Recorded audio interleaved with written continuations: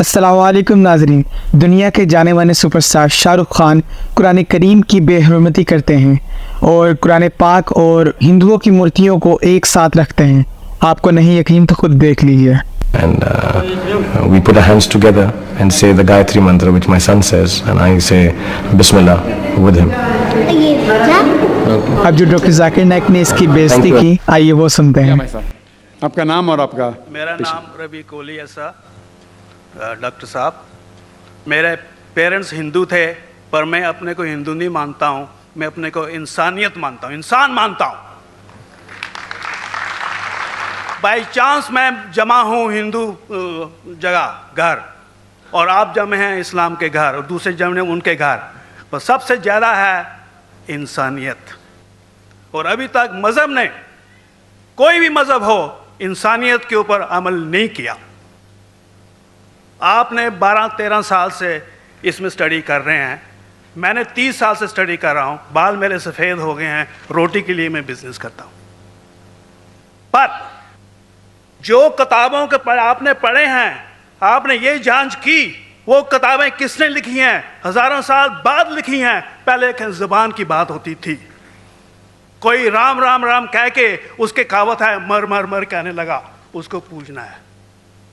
वेदा ऐसी थी, Greek mythology ऐसी थी, इजिप्शियन मैथोलॉजी ऐसी थी, एब्राहम से लेके मोसेस तक, और आपके मोहम्मद साहब के बाद आपका मोहम्मद साहब का जो किताब लिखेगी कुरान 50 साल बाद लिखेगी, और नहीं 40-50 कोई भी हो। पर मुझे माफ़ करना साहब, मैं आपसे एक सवाल ये उठना चाहता हूँ, हम सब इंसान हैं, इंसान को एक करके सब मज़हब 21st सेंचुरी में इंसानियत मज़हब क्यों नहीं बनाते? जो आप ठहरा, मैंने अभी ख़त्म नहीं किया जनाब, मैंने हमने ख़त्म नहीं किया।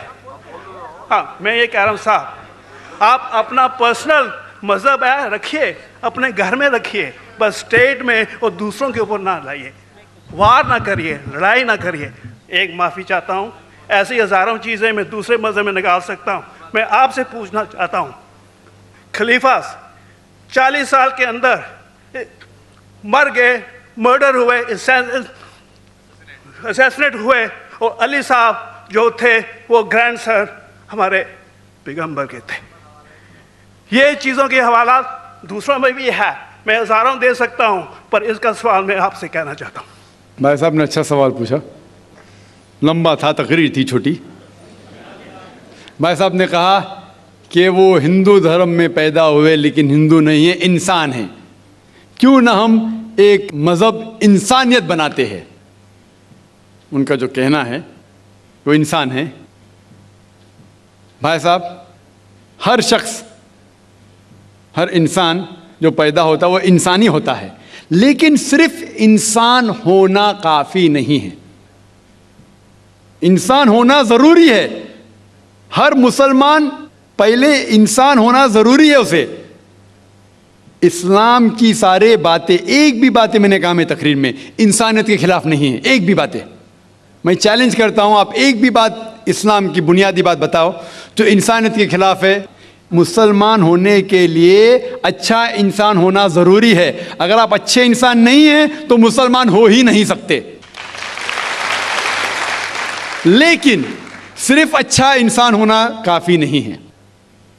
मिसाल के तौर पे डॉक्टर बनने के लिए 10वीं पास करना ज़रूरी है, फिर 12वीं, फिर डॉक्टरी। तो मैं कहूँगा डॉक्टर बनने के लिए स्कूल पास करना ज़रूरी है, लेकिन स्कूल पास करना काफ़ी नहीं है। तो इस्लाम में अच्छा मुसलमान बनने के लिए अच्छा इंसान बनना ज़रूरी है, लेकिन सिर्फ अच्छा इंसान बनना काफ़ी नहीं है। समझ रहे? क्यों?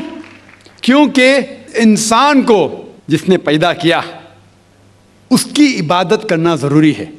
जिसने आपको पैदा किया, जिसने आपको पैदा किया, उसकी अगर आप इबादत नहीं करेंगे तो इंसानियत के नाम पे कलंक है। आप कहते हैं कि मज़हब, जितने मज़हब है सब भेदभाव पैदा करता है, नफ़रत पैदा करता है। आपने कहा, शंकराचार्य ने बिल्कुल सही कहा। शंकराचार्य ने कहा कि कोई भी मज़हब नहीं सिखाता कि आपस में भेदभाव करना। उनकी भी स्टडी है, मेरी भी स्टडी, आपकी भी स्टडी है। आपने कहा कि मैंने 10-12 साल किया, आपने 30 साल किए। अगर आप 30 साल किए उसका मतलब नहीं कि आप मुझसे अच्छे हैं, ज़रूरी नहीं। नहीं, मैंने नहीं कहा कि आपने कहा, मैंने ये भी नहीं कहा कि आपने कहा। मैंने कब कहा कि आपने कहा? मैं कह रहा हूं, मैंने कब कहा कि आपने कहा? मैं कह रहा हूं क्योंकि आपने कहा कि अब 30 साल की स्टडी की। मैं हिंदू मजहब पे भी चंद साल के अल्हम्दुलिल्लाह सुम्मा अल्हम्दुलिल्लाह कई शंकराचार्य से बात की, कई स्वामी जी से बात की, कई प्रीस्ट और फादर से अमेरिका में की। मैं तो अभी तक जवान हूं माशाअल्लाह, अल्लाह का फजल है, अल्लाह का फजल है। आपने कहा कि मजहब भेदभाव करता है, यह कहना बिल्कुल गलत है। मजहब भेदभाव नहीं करता। जो मजहब के मानने वाले हैं वो मजहब को सही तरीके से नहीं समझते हैं, इसीलिए भेदभाव पैदा करते, वो अलग बात है। गलती है मजहब के मानने वाले की, मजहब की नहीं। ये कह रहे हैं कि मजहब की, मिसाल के तौर पे एक मर्सिडीज कार है, मर्सिडीज कार है, मुझे ये जानना है कि मर्सिडीज कार कितनी अच्छी है। तो एक ड्राइवर मर्सिडीज कार चलाते जो ड्राइविंग जानते ही नहीं और मर्सिडीज कार को ठोक देते, तो किसकी गलती है, मर्सिडीज गाड़ी की कि ड्राइवर की? अगर आपको जानना है मर्सिडीज का कितनी अच्छी है तो आपको ये देखना चाहिए स्पेसिफिकेशन, उसका पावर कितना है, हॉर्स पावर कितना है, माइलेज कितना है, सेफ्टी मेजर कितना है, उसकी तहकीक करने के बाद आपको कहना चाहिए कि कितनी अच्छी मर्सिडीज कार है। अगर जानना चाहिए कितनी अच्छी है तो उसको बिठाओ जो ड्राइविंग जानता है। तो इसीलिए इस्लाम को जानने के लिए मुसलमानों को मत देखो, अगर देखना है तो मोहम्मद सल्लल्लाहु अलैहि वसल्लम को देखो। आप मुझे मत देखो, मुझे मत देखो, हमारे आज के मुसलमान को मत देखो। देखो जो सबसे अच्छा ड्राइवर है, सबसे अच्छा इस्लाम को समझ चुका है, वो मोहम्मद सल्लल्लाहु अलैहि वसल्लम है।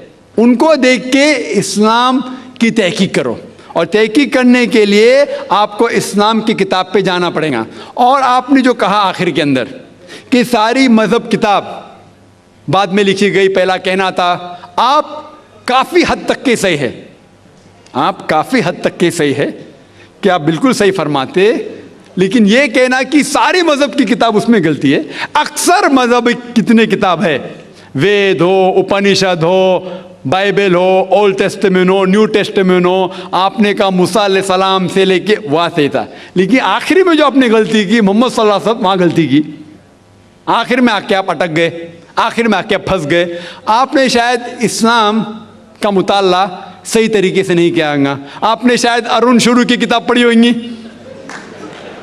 अगर आप कोई मजहब का मुताला करना चाहते हैं तो जो मजहब को समझ चुका है उसकी किताब पढ़ो।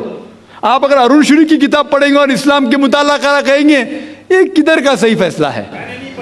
मैं कहता हूं अरुण शुरी जैसे लोग की पढ़ी होंगी, क्योंकि जब भी कुरान नाजिल हुआ, जब भी कुरान की आयत नाजिल होती थी, मोहम्मद सल्लल्लाहु अलैहि वसल्लम अनपढ़ थे, जब भी कोई आयत नाजिल होती थी वो उसे याद करते थे और अपने साथियों सहाबा से उसकी तिलावत करते थे और सहाबा फौरन उसे लिख लेते थे।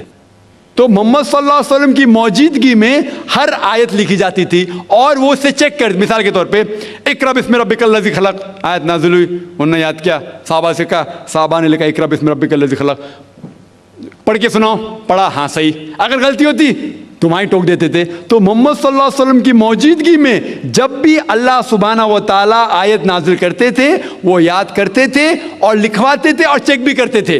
सारा कुरान मजीद मोहम्मद सल्लल्लाहु अलैहि वसल्लम की मौजूदगी में लिखा गया।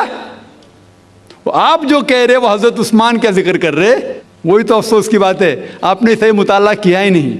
हज़रत उस्मान ने कई साल बाद, 40-50 साल बाद, जो आप कह रहे 40-50 यहाँ से आपको आया, उनने क्या कहा कि इस कुरान मजीद का जो नुस्खा है उसको और नुस्खे बनाए जाए और बाकी लोग में फैला दिया जाए, क्योंकि लोग को इख्तिलाफ था रवानगी के अंदर।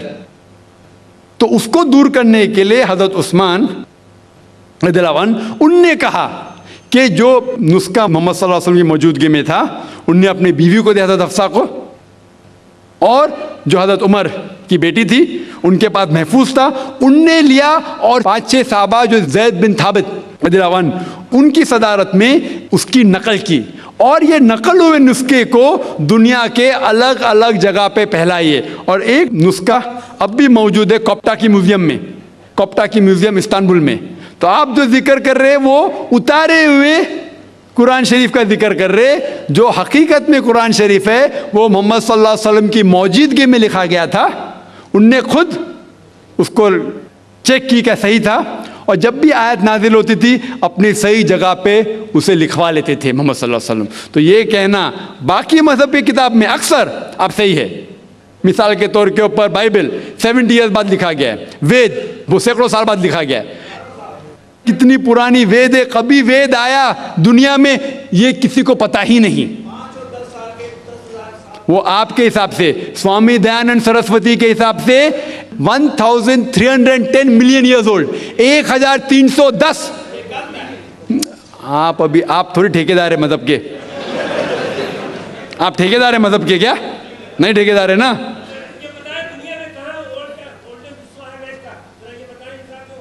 हाँ इसलिए ओ भाई साहब हाँ बिल्कुल सही भाई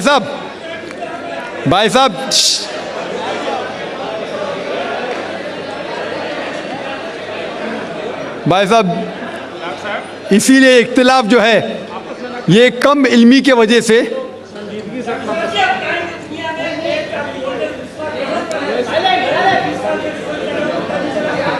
वेद का संजीदगी से वेद का क्या नहीं, सब लोग चुप हो जाए नहीं आवाज। भाई साहब ने कहा कि दुनिया का सबसे ओल्डेस्ट स्क्रिप्ट वेद है, वो कुछ हिस्टोरियंस कहते हैं, बट ओल्ड होना मतलब नहीं कि सही। जो कुछ ओल्ड है वो सबसे बेहतर होना जरूरी नहीं। मिसाल के तौर पे मेरे पास पुरानी गाड़ी है 50 साल पुरानी, उसका मतलब नहीं कि नई गाड़ी से अच्छी है। ये भी हो सकता है कि पुरानी गाड़ी नई गाड़ी से अच्छी हो सकती है। मेरे पास मर्सिडीज कार है 5 साल पुरानी, जो नई मारुति से अच्छी होंगी। तो दोस्तों, डॉक्टर जाकिर नाइक की आपको बातें कैसी लगी कमेंट में ज़रूर बताइए, और हमारे चैनल को सब्सक्राइब करिए और बेल आइकन को प्रेस कर दीजिएगा ताकि हमारी नई से नई आने वाली वीडियो आप तक पहुंच जाए। शुक्रिया।